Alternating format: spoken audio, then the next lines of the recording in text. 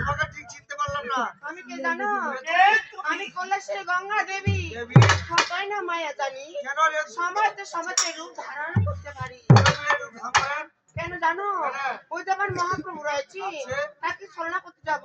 আচ্ছা ঠিক বুঝতে পারলাম। আচ্ছা বলো তো, তুমি যে পাড়াতে দই বিক্রি করতে এসেছো, হ্যাঁ, তোমার কাছে কোন কোন দই পাওয়া যাবে? আমার কাছে কোন কোন দই? অবশ্যই। আমার হাতা কাটা দই, আমার বগুড়ার দই, সর্বশেষ রয়েছে ভাতা।